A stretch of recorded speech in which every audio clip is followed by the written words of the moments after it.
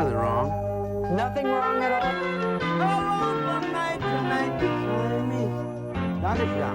I'm concerned because there's nothing wrong. The women love you when you get out there. I look good. You I look smell good. I feel good. I love America.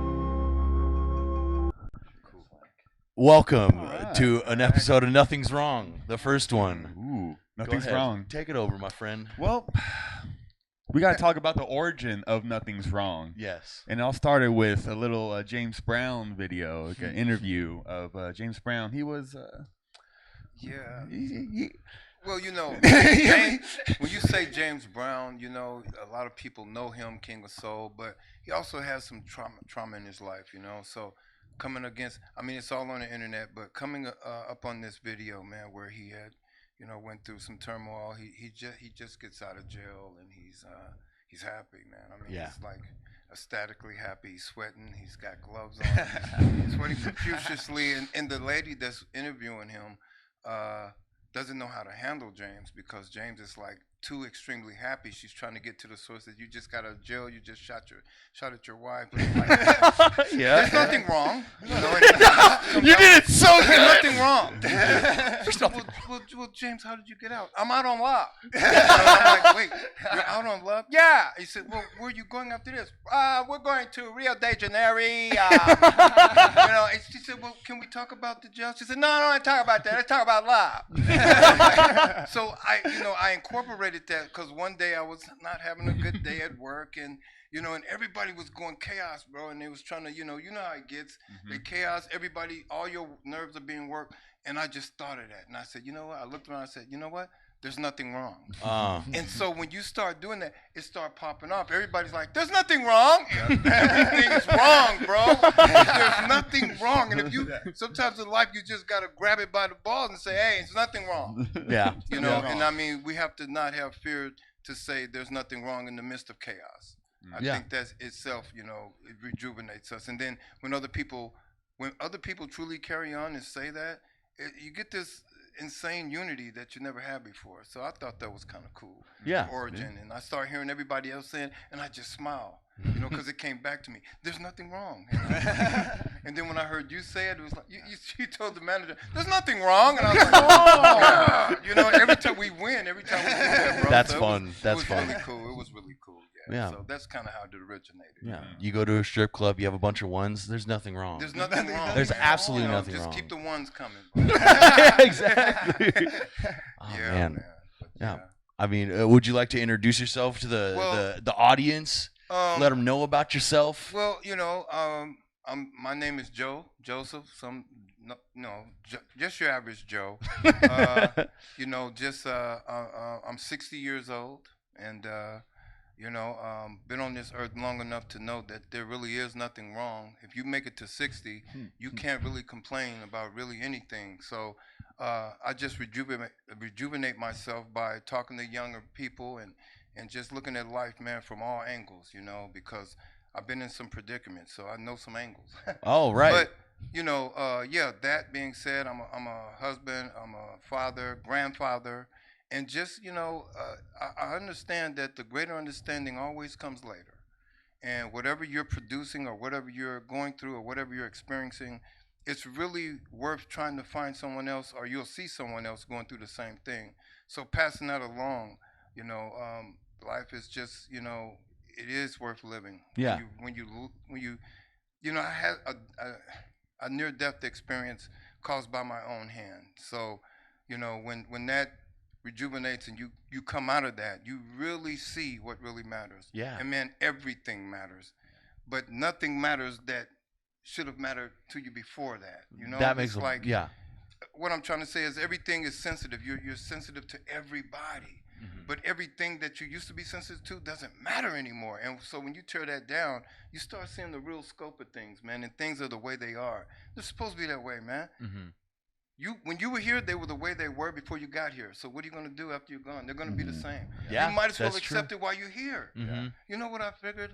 I looked at something and I said, wait, let me analyze this. Okay, when I was born, it cost. When I die, it cost. And in the middle, I owe. How fair is that? Dang. But there's nothing wrong. I get it now. 5 minutes in and I understand.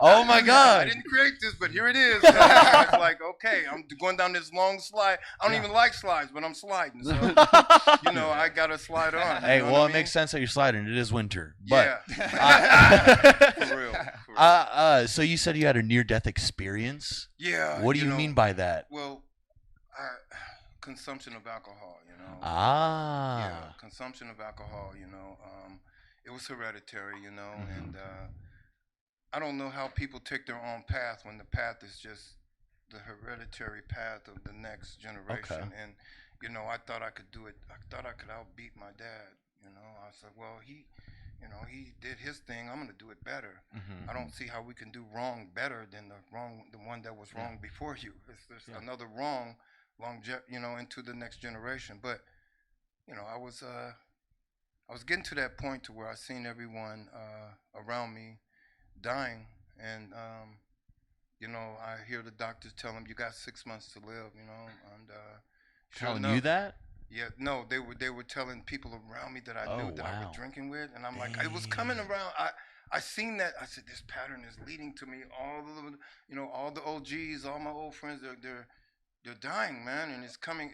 This is close to home, right? Man. And so, my last homie that I lost, he was older than me, and he was trying to tell me some things before he passed, and I tried to get to the hospital to see him, but I didn't make it in time.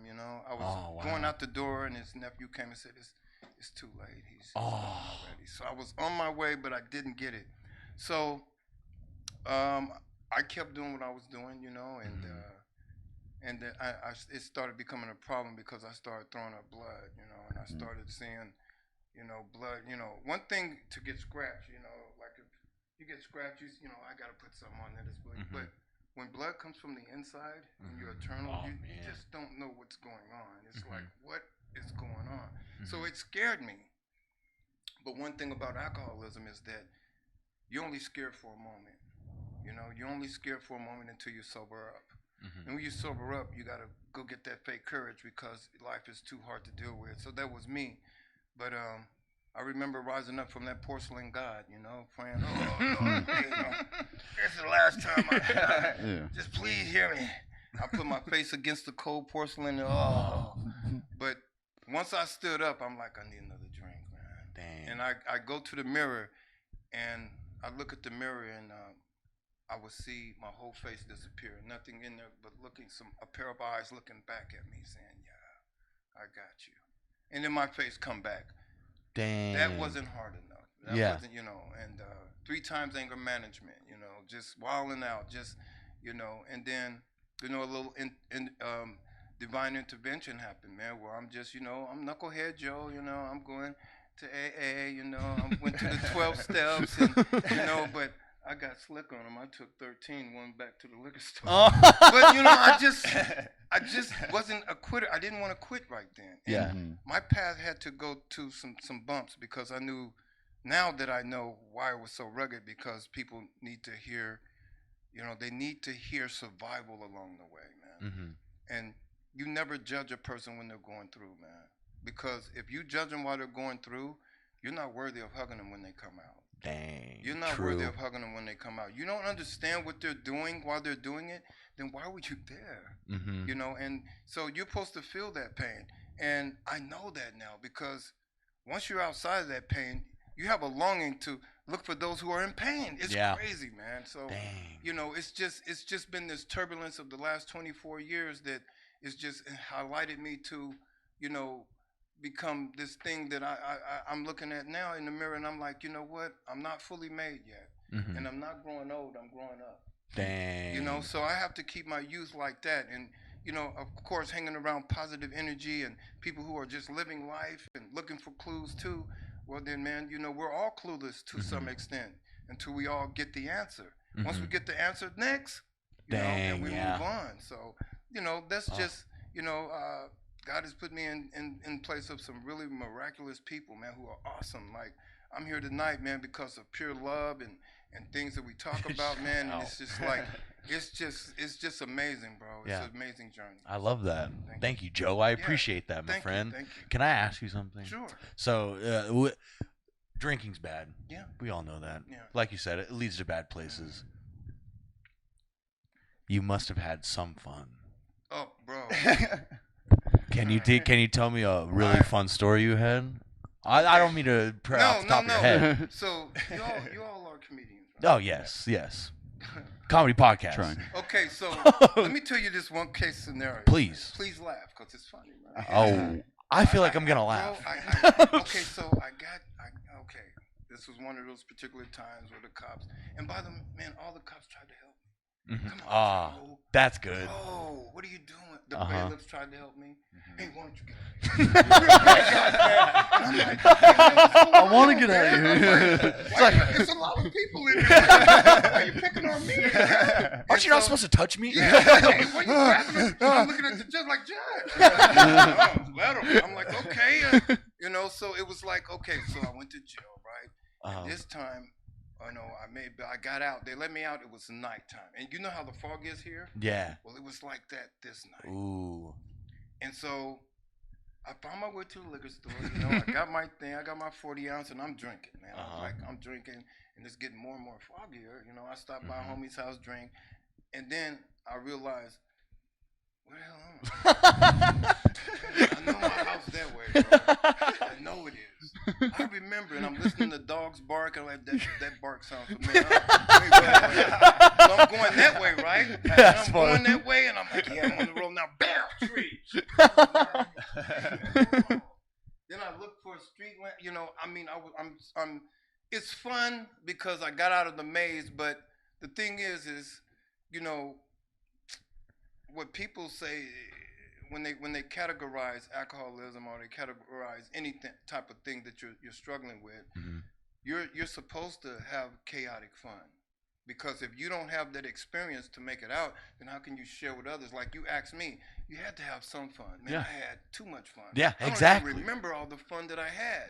I remember some funs that led to other funny times that I don't even remember. But I know it's funny because I was there. That's fantastic. Like, yes. I know it's funny, bro. I feel the funny in it, but I don't remember. No, but I knew exactly. I laughed. But it was like I woke up and like, oh, you bastards left me. Why did you leave me, bro? You were fighting, bro. You didn't want to leave. Like, why didn't you just get me in this? Bro, you don't know how you get, man. So the funny thing is, everybody that I drank with like, hey, bro, we can drink, but don't get crazy this time, Dang. And I'm like, bro, what would I drink? What did I do last time? I mean, what am I? Yeah, what do you mean get crazy? Now I'm mad because I'm like, you know what? I don't need to drink with you. Yeah. I'll just drink with me, myself, and I. Boom. All three of us will drink. And we'll Nothing's wrong. Yeah, there's nothing wrong. Nothing There's wrong. nothing wrong. Getting along, man. Gang's back together. And so, Three Musketeers. You come to find out, bro, you need your friends. Yeah. You need your friends because if you drink Jack Daniel and Jack are gonna fight.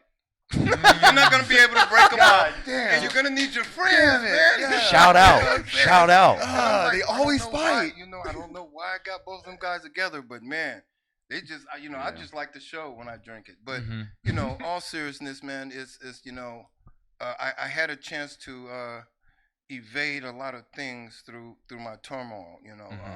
Coming up rough, man.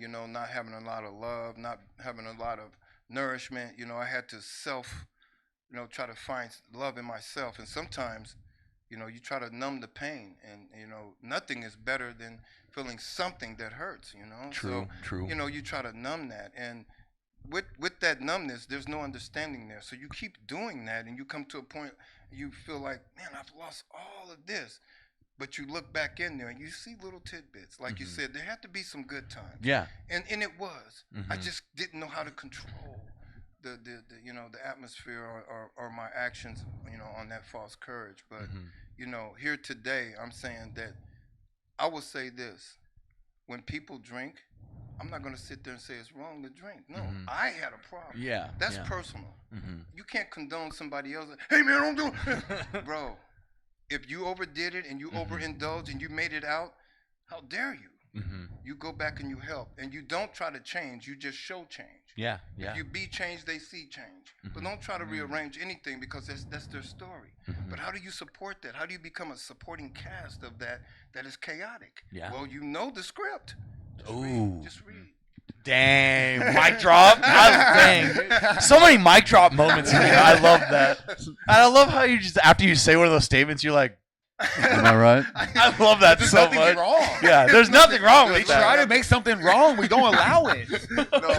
No, it's like, I've tried to make a lot of rights wrong, and I feel like, well, there's nothing wrong with it, But, in all honesty, man, I love humanity. I love people. I'm starting, every day I start loving myself. If I can look at the mirror and see Joe and not come back Jack, then I'm satisfied. Dang, you know honestly. what I mean? Because if I lose myself out there along the way, I lost myself. Yeah. Nobody took me, So I just got to keep a grip of who I am, because I want people to know who I am for who I am. Not this perfect guy, but this imperfect guy that has purpose. Yes, exactly. And my imperfection is my purpose. There's Dang. nothing wrong. There's nothing wrong. I'm sorry. And Joe, I'm telling you, Joe, and I can't tell you, we were talking about this episode for a couple months now. Okay. And I can't tell you, because like, you're such a positive dude, and I can already feel that. Like, you're a positive guy. Yeah. You're so positive. You started a inside joke between all of us that nobody knows except us three. Right. Yes. And it's and that started this podcast. Wow. Yeah. And that's an honor, man. this is from one of my favorite. We just watched this Christmas movie. It's called Claws. One random act of kindness sparks another. It does, man. So it's like, bro, and bro, I've really learned to, beat myself up and say, hey, man, when you're struggling, somebody's struggling a little harder. Exactly. You're gonna have to, it gets in your soul, because you know what? Now I can't quit, because now I got little people. They're coming up like, oh, bro, they're like, hey, Papa, what's going on? No. I got them saying, there's nothing wrong, but they know when something's wrong. Yeah. I can't hide it, so I have to be honest with them and say, well, this is what's going on. Because I feel like this. When I'm at home and I'm playing, PlayStation, and we're doing it, they come over, I hand them the controller, and they tell me their whole week. Oh, That's how we bond. They just, That's there's great. nothing wrong, bro. There's nothing wrong They're with just that. like, and my teacher, his head is kind of lopsided, but I trust that guy. And he's kind of making me feel, I'm like, look, you're going on emotions, man. There's nothing wrong. Yeah. You're going on emotions. This is your first week. Stop being so critical.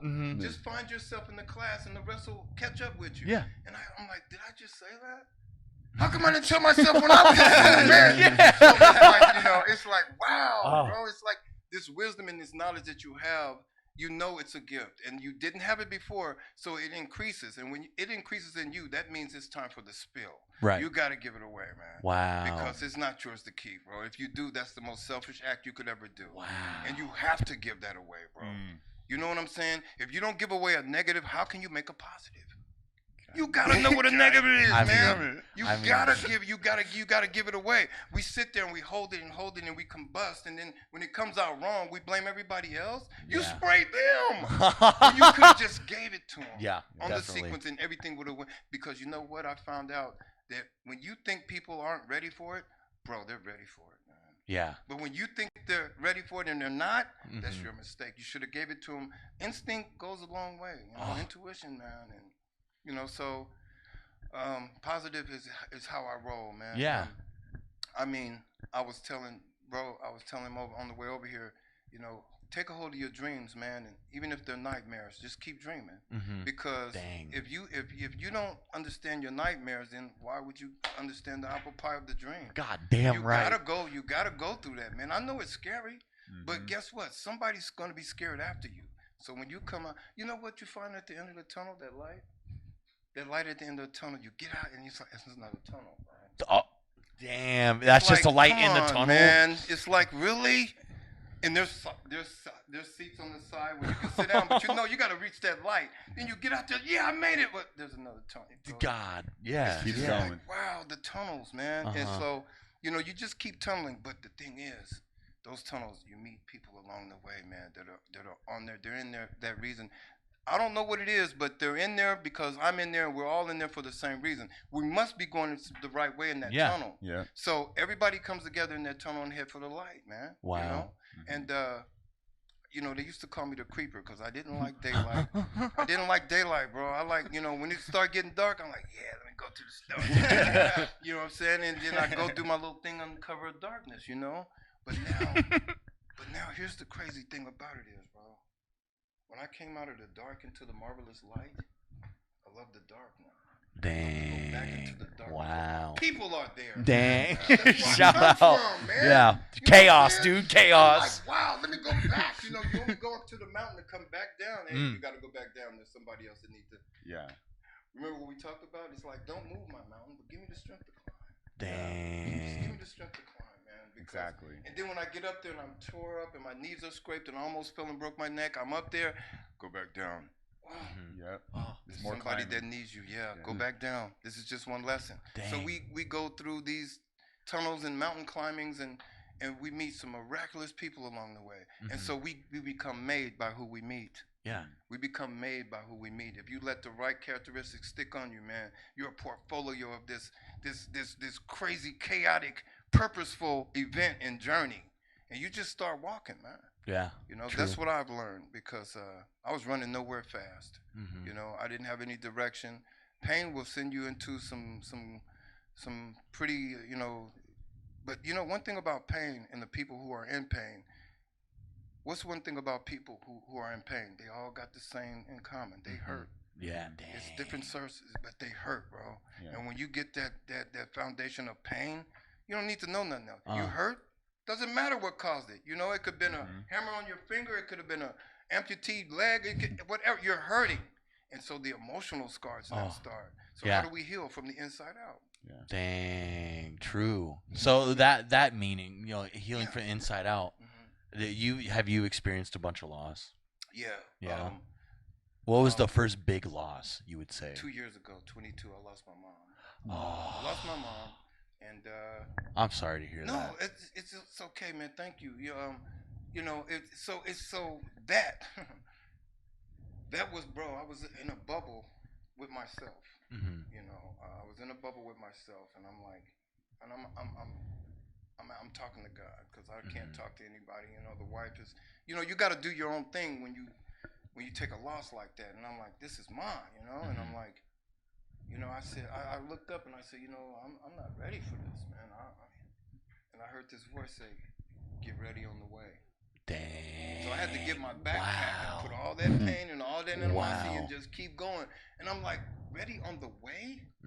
Yeah, you got to keep moving. You can't stay here because somebody needs your spot. I mean, what do you mean somebody needs my spot? Where you are right now, if you don't move, you're blocking somebody else from progress, bro. Move up the line. Dang. Yeah. Oh, man. And I mean, dude, bro, I'm telling you. those boots were so heavy, bro. I was like, I don't know where I'm going. He said, go. Yeah. I got the path, just go. I'm like, well, I don't even know where I'm going. He said, that's the purpose of it. You're not supposed to. You'll know when you get there.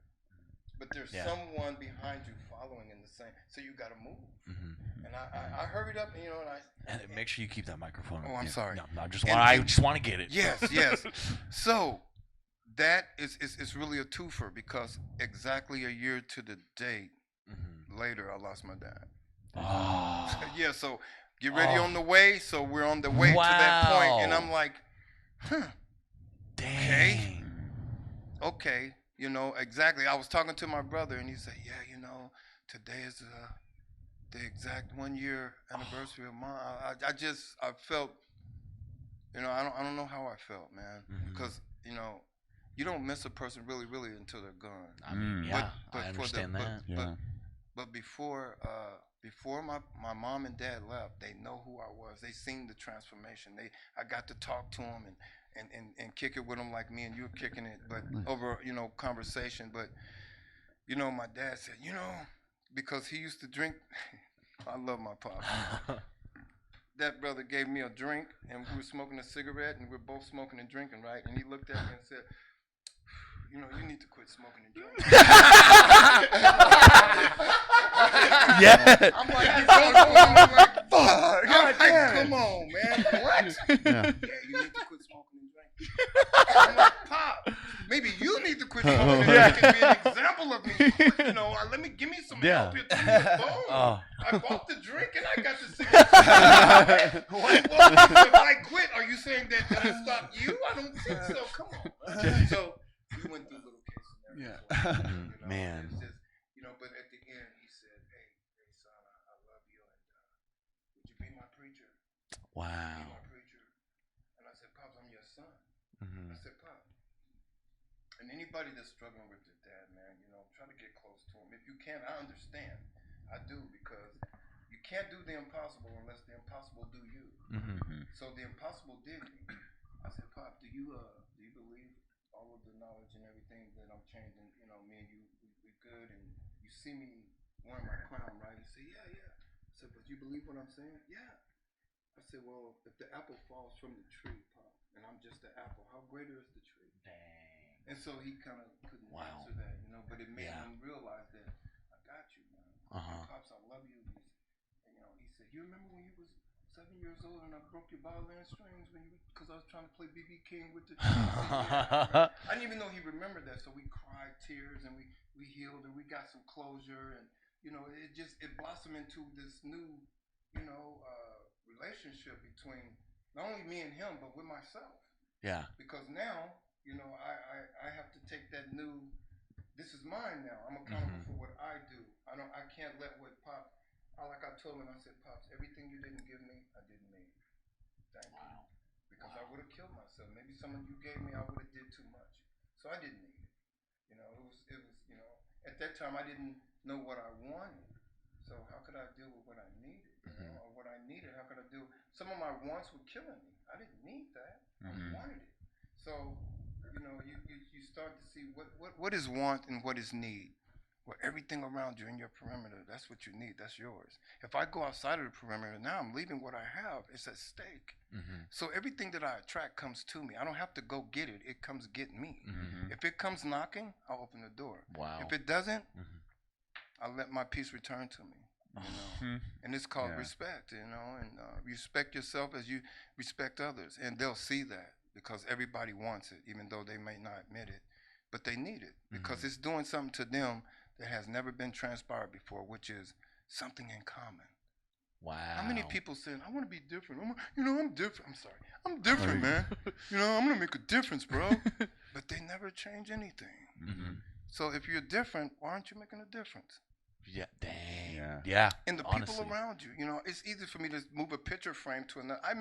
It's different. I changed it. but go up against the real one. Go up against another spirit, another entity, another person that's feeling really, really down. Can you make a change? Yeah. And don't expect change to come overnight. You plant a seed, and if it grows, then it was meant to grow. You can't just, man, I'm looking for chrysanthemums. Bro, I don't even know why I said it just feels good.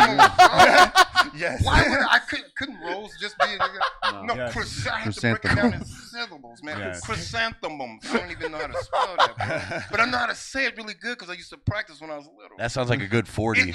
You know, I was tripping on chrysanthemums, man. But you know, it's just like, bro, you can change your atmosphere. If you can do it by yourself, you can do it in the midst of others. Yeah. Because we're all connected that way. But when we detach and we're in pain, we go real numb. And all we're searching for is a feeling, man. Even if it hurts, we want a feeling. Because anything is better than numb. So you start with pain. Because pain is what's going to come before pleasure. Isn't it something how a baby is born, the umbilical cord, it's in his mother for 9 months, the umbilical cord, it comes out, they cut the connection between you and your mother, never to be connected like that again, and then put you right back into the arms of her to say, now, take care of him. It's like, wow, you just cut me from the only one that I knew that was my 9 months of sin. Then you cut me away, and then you put me back. But mothers know what to do. They know how to love. And so we get that from early on, you know. But early on, as a man, can't be a man at 7. Yeah. Be a man, don't cry. Bro, it hurts. It hurts like the Dickens. But I'm supposed to sit here and laugh. You know what I'm saying? I can't. I'm crying, but I'm laughing. Tears hurt. But you know, if you don't cry when you're young, you end up crying by shooting people, killing people, joining a gang, Wow. doing drugs, going on the street, doing whatever your pain is. That's how you cry. People don't look at that. They call them actions. Man, these are tears, bro. I cried when I was 7, bro. Dang. You know what I'm saying? That- yeah. It's just a delayed reaction. It was lying dormant. And now that I got a whole family, they finna feel my wrath because I'm going to cry on them very, very well. Yeah, dang. And they're going to feel my tears. Yeah. Because that's the only way I know how Pause. to cry. Yeah. So, yeah, you know, just learning myself, and it's okay to cry. Yeah. You know, it's okay to cry because, you know, one thing about miraculous and amazing about tears, they make you laugh at the same time that they make you cry. You can feel extreme joy and extreme pain at the same time. But tears, both of them, you know, that's why they're so. We need them, man, on both scales.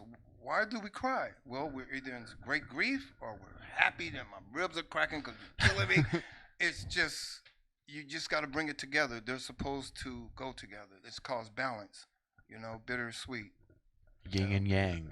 Yeah. Yeah. Yeah, it is, man. It is, you Dang. know, it's going to come around. So we just got to Fire accept it. Nation, Water Nation.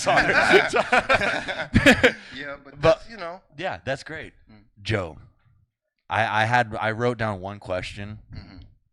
and I'm very curious about this. Oh. Do you believe in ghosts? I do, but I call them spirits. I do, man. Okay. Because things move. And you Okay. know, I'm going to tell you something. I'm not saying that to just be, you know, but I asked my wife a question. We were Okay. after my mom died. Mm-hmm. Now, you can say this is a coincidence or not, but it shook me to the core. My wife asked me, "Do you think, when you know, when they die, that they can still see us and feel us?" I said, "Nah, babe. When they're gone, they're gone." Boom. As soon as I said that, I mean, almost to the point, a T-shirt that I had fell, and I'm like, and then I looked at my mom's last birthday card that she wrote me on my wall because I got it posted, and I'm like, babe, scratch that. You know, I'm not sure. I was in grief, man, and I was like, oh man, my mom's gone. Oh. I'm like, whoa. So if I'm alive, that means she's alive in me. Wow. Because now the effect of her son, her firstborn, is right there. And I'm like, it just hit like a ton of bricks, like the connection of the outer realm. Just, I don't know. Uh-huh. But yeah, man. Wow. You Yeah, know? that's powerful. You know, it's I really do believe that there's, you know, entities around us, man, causing things to happen. And, you know, sometimes we get to that borderline, we see it. Yeah. I'll tell you what, man, when I went to my mom's funeral, Uh-huh. I was the first one there, and I was mad, bro. Yeah. I had things going on. I was mad at, you know, for a lot of reasons, man. You know, in death, you don't have understanding. All you feel is loss. So it brings up a bunch of stuff that, you know, just comes about. And I sat there, and I seen that corridor to my mom's casket just prolong. And I'm like, it stretched like a vortex. And, you know, I looked at my wife. She said, you know, babe, you gotta go. You know, and I'm looking at the guest book, and I'm like, man, if I get up here and my mom don't look like my mom, man, I don't know what I'm gonna do. I think I'm gonna take it out on some people here, because I just don't want to see this. And so that was the longest walk I ever walked, man. And you know, I'm walking, and I get up there and I peek in, and she looks just like my grandma when she passed, bro. And I was like, my heart just like, dang. and I began to cry and weep, and that's when it, you know, a voice was telling me, hey, everything that you have that's not good for you, that's put it in here. Whoa. Yeah. Wow. And he said, you know, you thought I took your mom? I don't take what belongs to me. I don't have to take what belongs to me. So you better cast all your anger, all your burdens, everything that's messing you up, bury it now, because you're at the threshold, my bro. You could be in here tomorrow. Clean it up. And so, bro, I left there with a clean slate and an open mind and loving. I think I hugged everybody that I didn't know. You know, just Mom knew you. Come here. You know, kissing babies. That's a cute baby. You know? I just had no opinion of nothing. I just wanted to love. And I was like, it just keeps reoccurring, bro. You know, I try to outrun it, but every time I try to outrun it, it's there before me. So I stop running. Mm-hmm. I just stopped running, man. So you said you went to anger management 3 times. 3 times. So I could comfortably say you were an angry child. Oh man, yeah, just Yeah? angry. Yeah. Why do you think you were so angry? One thing about children, you know, I come from an era. I grew up in the '70s, you know. Right. So you know, bell bottoms. Yeah. I had a Michael Jackson boy. Hell yeah. Pitchfork, I was bell bottoms. And but, damn right you did. but I remember one time, what really kind of, you know, like I said, man, my dad was my hero, man. Right. And he had of course, he had a big part to play because he was my hero. But then he was a monster at the same time, you know. And he would flip when he get that in him. He would just like he'd become something else. And I couldn't get close to him. I remember one time I gave him a kiss. I ran up and gave him and he's like, man, don't put that sissy stuff on me. I was like, oh, man. You know, I said, okay, so we don't show affection now. We don't love. That tore a part of my heart out because I'm like, I really wanted him to just embrace me, you know, and just show me some love. But the nurturing wasn't there. So I hid it, you know. I said, okay, it broke me down, but I you know, I still love my dad. He's, you know, what can I say? And so I know that had a lot to do with it. Not making any excuses because when I became a man, but it was too late by the time, you know, I started drinking from 16 to 37. Okay. 37 was the ending line. From 16 to 37, I was just out there doing. And, you know, Dad was really he wasn't there, you know, so I had these times with him. I think my most angry part was I missed him. Right. So I just felt cheated, you know what I mean? Wait, did he leave? Yeah, him and my mom, you know, because of the abuse and everything, you know, they just couldn't stay together. Okay. And, you know, and I had found out later on, I had a lot of things with Mom because Mom is like, you know, Mom is Mom, but she, you know, once you take your children away from a dangerous situation, you feel like, okay, we're out of this situation, but then I wake up and I see Mom on the phone. I know who she's talking to, and I'm like, we're going back. Yeah. We're going right back. So that kind of angered me. I never got to explain that, you know, coming up. And like I said, when I was a child, a child is to be seen, not heard. Yeah. And I'm like, you know, and that really stood on me because it's a lot of things that I thought about that I couldn't say. And it hurt. And so it grew up with me and I couldn't grow out of it. Right. So it led to, you know, once I got on the scene of, you know, being a high schooler and stuff and start drinking, you know, the OGs, the older people, you know, I was 16 drinking with 30-year-olds. Because they was like, man, you know how to hold your liquor, boy. You ain't like the rest of them. I'm like, yeah, I know. Just underage. Give me another one. Yeah, they were just, you know what I mean? Yeah. They see me at the liquor store. Wow. I'm like, hey, man, go in there, you know, give me a fifth of this, man. Well, you know, it's going to cost you a couple. Just get what you want, man, but bring my bottle. And so, you know, we'd go there and do all this. And, you know, just a rebel without a pause, man. Just, you know, coming up. But this anger never went away. You know, and I and the more angry I got, the more drinking. See, one thing about it is when you say you're not going to be like somebody when you grow up, you're going to be like somebody when you grow up. Yeah. I'm never going to be like him, man. And it was the exact opposite. You see, we had a mirror reflection. You need to quit smoking and drinking. While we're smoking and drinking. So it met its match right there, but there was no checkmate. So I seen that I can't wait on him to change. I have to. Yeah. Because the change in me, he'll see the change, and he'll have an example. Whether he does it or not, he'll know. That's it. That's it. That's the screw that I was trying to get in, you know. But yeah, I go to anger management, and you know, it was some time, man. That system there, man, it's not made for us, man. It's okay. You know, when I went in there, I had this guy that was buttoned up. You know, he was clean and sober, and I'm like. He was, he had a book, and I'm like, hold on, man. I said, excuse me, I'm sorry, can I ask you a question? He said, yeah. I said, have you ever had a drink? No, never touched the stuff. I said, you never been drunk? Nope. I said, you never had the shakes or hangover where you need another drink, bro? No. I said, well, with all due respect, how are you going to help manage my anger? Yeah, dang. Yeah, His only answer was, you want to go back to jail? Oh. Said, now you're trying to make me angry. I know this is a setup, man. I know there's nothing wrong, man. And I was like, wow, man. But my problems was just rolling along, man. And then, the second one was a lady who, she was a count, but she hated men, and I know why. Men probably misused her, And she was just like, didn't like men. And I'm like, well, this is not good. I'm angry. She's angry at men. I'm a man in anger management. How are we going to manage this? Yeah. You know what I'm saying? And I'm like, I need a drink.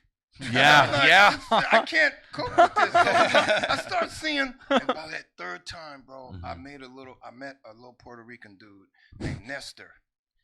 And he was like, I sat down in class, and his first thing, he just grabbed the mic.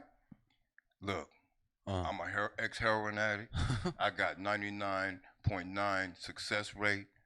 Everybody, look, I'm just telling you, I used to go get my girl out the club, get her by the hair, get tased by the police. I've been knocked out. I've been knocked or whatever. Y'all want to live or die? I'm like, man, wait a minute, man. Hey, man, this is different, man. I want to live. I was like, now, but he cracked that. He didn't put all of it on it. He brought himself and said, I'm an ex-heroin addict. He was just coming real. And when he did that, that kind of broke the code with me, because then I started saying, you know what? I'm wrong, man.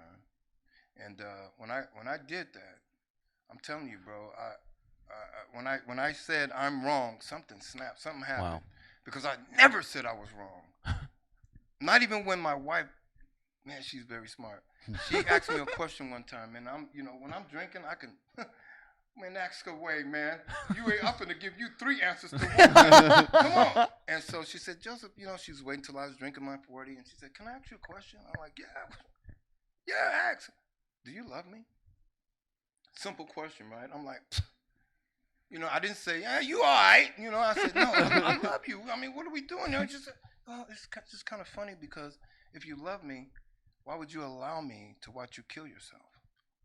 Bro, when she said that, bro, I've never been more sober in my life. I couldn't drink anymore. This music went down. I was feeling all crappy because I saw myself like, bro, you're killing your family, man. You're killing your family, bro. She's crying out. I was smoking 2 packs of Newports a day. I was smoking 2 packs. I was just going crazy, but when she asked me that, bro, it floored me, because for the first time, I saw myself killing myself. Wow. I never admitted that. Nah, man, I'm living it out. But when your wife asks you that, it was just like a child. Your child would ask you, and it just hits you like, but still, I didn't stop. I stopped that night, for a little while, but the next day I was like, man, that's memory, man. And I went back to what I knew to do, because that's the only way I could heal from that question.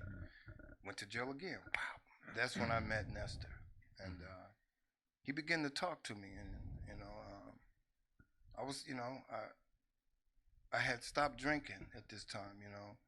The Lord just, he just took it, man. I didn't even ask. He just, with that confession, when I said I'm wrong, man, I really meant it, because I knew I was, but I never admitted it, bro. That's one thing my dad did. He never admitted when he was wrong. Only time he said I'm sorry is when he got caught. You know what I mean? You're sorry for getting caught. You're not sorry for the cause. So it's a difference. But anyway, we had a little November Thanksgiving break or whatever, and during that time, we were taking time outs and things like that, and I was still smoking cigarettes, no drinking, but I went in to my favorite liquor store, and this guy with the turban on, and I used to cuss him out pretty bad, and just treat him really bad, and I went in there, man, just on the average day, and looked up, and I seen like a little pouch, and I said, hey, man, what is this, man? You got Bibles in here now? And he looked at me, bro, and said, you want Bible?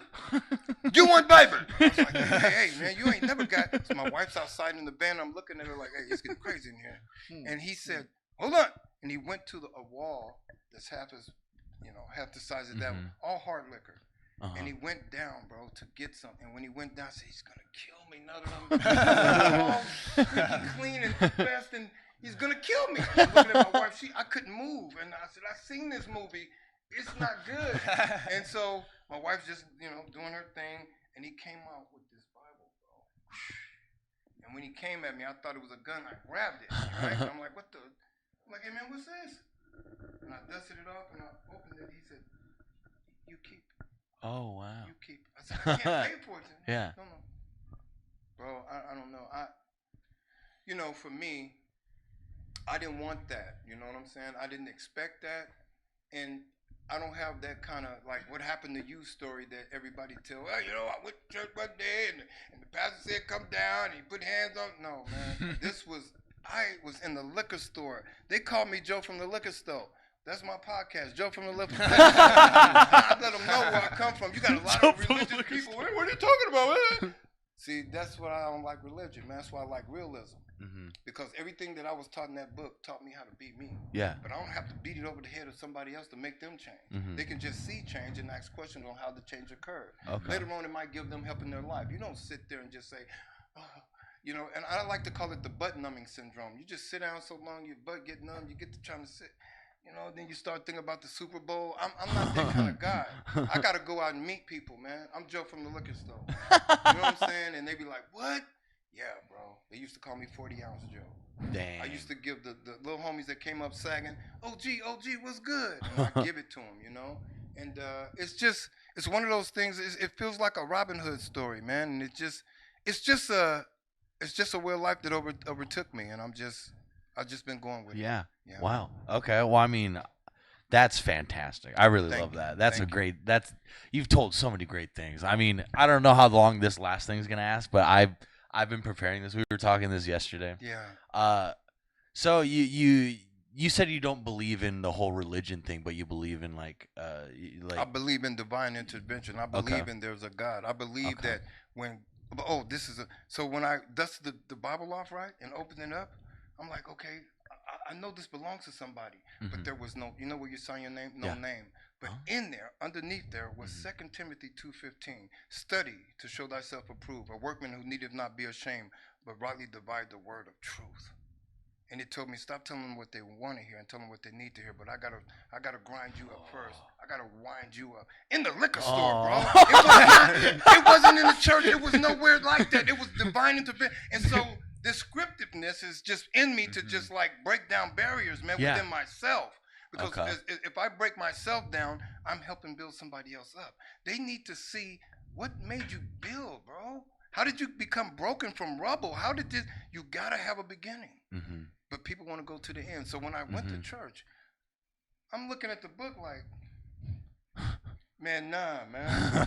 Hey, man, they not doing what this book says, bro. And so when I start correcting them, they start whispering. I got in the pulpit one time, had 7 preachers on the side of me. They're all looking at me like, you got 7 minutes. I make that 7 minutes last like an hour. It was so slow. At the congregation looking at me, because I came in there, Joe from the liquor store, just giving real talk. Yeah. Not nothing scripted, not nothing. Well, today I'm just giving my heart, right? I seen a baby in the congregation go. When they took that pacifier out, like, wait a minute. It didn't understand, but it felt. And I said, yeah, there's nothing wrong. There's nothing wrong. Man, because the look that it gave me, like, you saying something. Wow. I'm going to understand. And then I seen young people looking. And I looked at the panel, and they're looking with hatred, bro. And I'm like, this is not for me. Yeah. This is not for me. I can't dwell here. And so I had some confrontations when they were calling, hey, don't. Hey, man, Joseph, come over here, man. And I'm like, wow, I read about a savior who they killed because of money. Same thing they're doing today. Dang. So when I find that, I'm like, nah, this is not simple. This is the wrong temple. Okay. Yeah. And so I started, and then I would go out and speak to the winos because I know what winos is. I started speaking to the homeless because I was homeless for 2 years. I got receipts on everything I do. I've been broke down to be built up. I don't need somebody in a tabernacle telling me what to do when I already scripted. You got to have love first. Self-love. But this befell on me in the liquor store. He said, Joe, if I wouldn't have done it like that, you wouldn't have believed it. Yeah. If you would have just went to a sermon and said, they'd have mesmerized you to believe something that's not really, and then 3-4 months later, 6 months, you're cracking back to the liquor store because you're not delivered. But this been 23 years, bro. And I was drinking. Winos was telling me, boy, you need to stop drinking. You need to get up out and quit drinking. I'm like, man, give me my bottle. You're doing just like Man, get up out of here. I bought this. So, you know what I'm saying? So one thing that happened to me is that I stayed real. Mm-hmm. I became more realer than I ever. I mean, everything just became real and it made sense. Mm-hmm. You know, I know God makes sense out of nonsense. Mm-hmm. My mom always told me, God blesses two things, children and a fool. And I was a foolish child. Ooh. So I got double blessed. Ooh. And I took it back to the hood. You know what I'm saying? Oh. I took it back to the hood. And one of my sermons was like, who's robbing the hood? Who took the neighbor out of hood? Where's the neighbor? There's no more neighborly love. It's just the hood. Mm-hmm. So now we're just sitting on the hood winking? So we've been hoodwinked? I mean, I'm just saying. There's man. nothing wrong. There's nothing wrong. Nothing wrong, bro. And I started looking at this, and I'm like, and so when I went up into the church, they start rejecting it, and I'm like, wow, okay, I get it now, because everything that I read told me they're going to reject you because of this, because of that. You're in an awakening. I'm going to give you wisdom that's going to talk to people that I love. I'm going to show them why they're created. It doesn't have nothing to do. See, when the scripture says, come as you are, it meant that. If you got a 40, come on. If you got a joint in your mouth, come on. As you are. You don't get ready to get ready. You go because you're not ready yet. Why does that feel like a football speech? I got so hyped up right there. I got so hyped up. We're coming back from halftime. Oh, dude, we're coming back. We're going to take them in the fourth quarter. They had us in the first half, I'll be honest. But we're down back 31-0, but we're winning. And just because they had a better team, we won by a field goal. Dang. Game, baby, Yes. Yes. Yes. Still won, man. I don't care. Yes. So, so when we take it like that, that becomes the real movement. Yeah. Not this other facade that, I've seen a lot of people, and I've got into it with a lot of people of faith or whatever, but I know what was done to me. And I know what happened to me. And it's just funny that something this miraculous, that I'm hanging around the people that God has put me in front, not the ones that everybody think is. Because, man, look, life is life, man. We all need to know how to live it step by step. You don't jump here. From 16 to 37, chaos. But now I'm 60 and I'm still looking 37. So I'm not 60, I'm 60. Black don't crack. I'm sorry. Black don't crack. I just think, I think it's in the numbers. Cause I don't say 60, I say 60. Sorry, on purpose. I don't slip of the tongue. It's on purpose. There's nothing wrong. There's nothing wrong with that. No wonder James Brown looks so good. You know what I'm saying? Yes. He tried to crack it, but he couldn't. But, yeah. all man, just, it's been a joyful ride, man, and you could say it's a beautiful ride. It really is, man, and it's continuing. And tonight, man, I was excited all yesterday.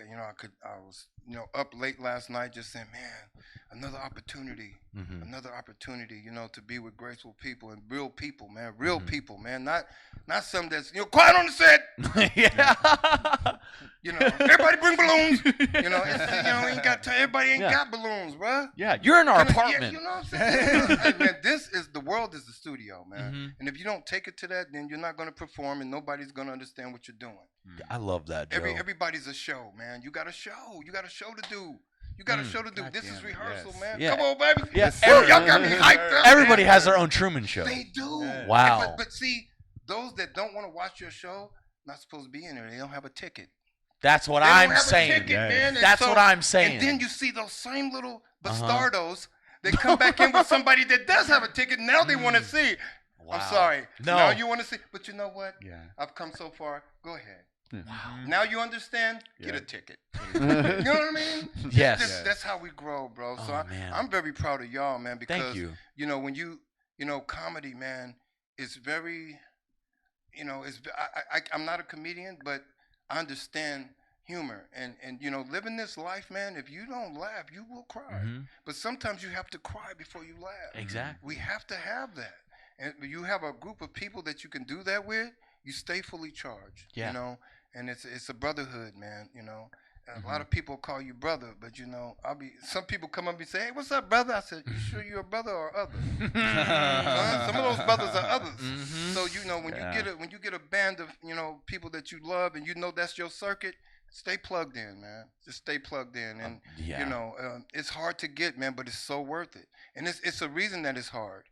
Because, the harder you get, the more nectar you're going to get out of it. It's concentrated now And I like to call it double gravy because everybody's gonna eat. Everybody's gonna eat, man. Joe, You know. we'll bring this let's bring this plane in for a landing. Yeah. But I'm telling you, Are we getting gravy? After yes, we're getting gravy. We're making food. DoorDash. Call up DoorDash. DoorDash. DoorDash some gravy in this bitch. I've been thinking about the word awesome recently. Hmm. Awesome. You know, the first like couple syllables in that is awe. Wow. Full of awe. Right. I'm gonna be 100% honest. You're an awesome person. Bro, thank you, man. Yes. Well, you know, And really.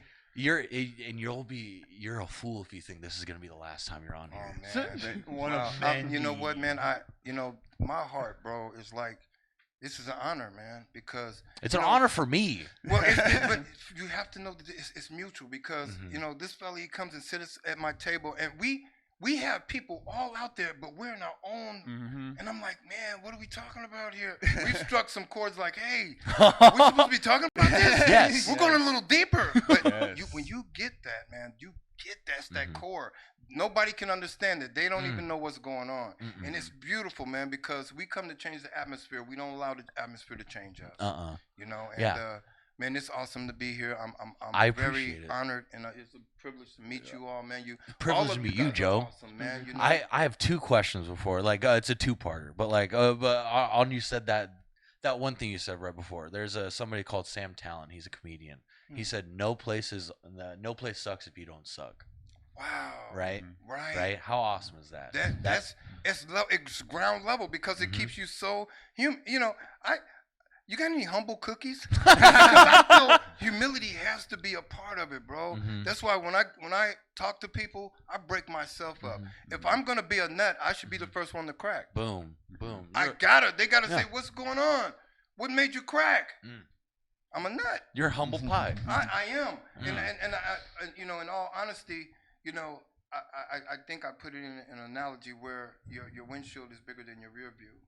Your rear view tells you where you come from and where you're going, but your horizon is so great. You peek back at all the things that got you there. You can't not have that rear view. But if you gaze in it too long, you're gonna run into a collision course with what could have been your opening horizon. And so we have to always go back and forth. We have to. You know, I didn't get this far, you know, just by not looking back. I gotta reflect. Exactly. People try to bring up your past. I beat you to it. I'm living my past and my future right now. You don't understand. You're not even in this. Boom. You're not even seated for this. Boom. All right. All right. But yeah. The questions I have to ask is, this first one is gonna lead into the second one. Okay. We were talking about this last night, but like I have this whole thing with like I personally do not believe in blind faith. Okay. Right? Okay. Do you agree with that or do you disagree with that? I don't disagree with it. You know why? Because I can't. No, here's why. Because anybody that says, see, when they say you gotta have blind faith, you cannot have blind faith unless you've seen every deterrence that you. What got to you? What made you so? What made you so encourageable that you just wipe out everything? Man? That's not faith. That's fool. Yes. Yes. Fool. You gotta give me. Yes. If I'm gonna go blind, I want to know what I've seen. Wow. Yeah. Wow. What's worth going blind for, bro? We're in a tunnel. We're in a tunnel. Give it popcorn, man. We're in the tunnel, bro. And so when you say blind faith, they use it so loosely, like nothing happened. A person can be born blind, but they can see in their own senses. So don't try to make me see because you're blind to something that I see. Wow. Wow. It just doesn't happen like that, bro. Show me a transition. Show me a beginning, a middle, and an end. Don't just show me, I'm blind. Yeah, but I see you, but you can't see me. Where's the faith in that? Yeah. Where's the faith in that? That's what believing is in your heart. So you believe in what's in your heart. And so when that thing's in your heart, you believe in it and it comes to pass, you don't need to be blind. Blind faith is this, believing what's already there. Believing what's already there, bro. That's the trick. And that's what I'm talking about, Joe. I can't see it. No, I want to see it. Even though it's not here yet, I see it. Wow. Wow. And then the last thing, Joe, take as long as you want, but please, if you have anything to say to like your younger self or any, that's from the Honeydew, another podcast, but like if you have anything to say to younger people or anything like that, like what would you say? You know, what would be a sermon you would tell somebody? And we'll end on that. Okay. I would tell young people, first of all, don't rush growing up.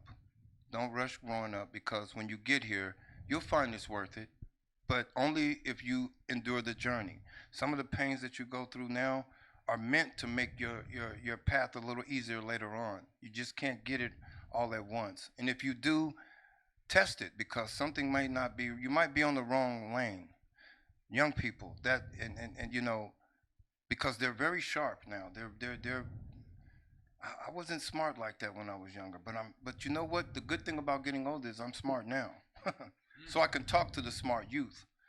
As far as other people who are older, you know, I know a lot of things happened when you were young, but sometimes you got to go back to that mirror and talk to that 8-year-old, that 7-year-old, that 10-year-old and say, hey, man, we're okay. We're okay. We made it. It's okay to feel. It's okay to reflect. I know you're feeling it right now, but we're good. We're here. And I think if we propel in self-healing like that, nobody will have to show us. We'll show them. Wow, Joe, thank you so goddamn much. Thank you so much, You're my welcome, friend. man. Thank you so much. Man. Oh my You're God, welcome, brother. thank you. Love you, man. Yeah, I love you too, man. You Oh my guys, God, man. This was great. Yeah, Bro, my heart's on the table, man. I you know, because well, let's pick it up. you know huh? what I mean? It's just like, you know, man. It's just really. I'm just, man. I'm lost for words, man. I'm glad that you all have. I'm honored, man.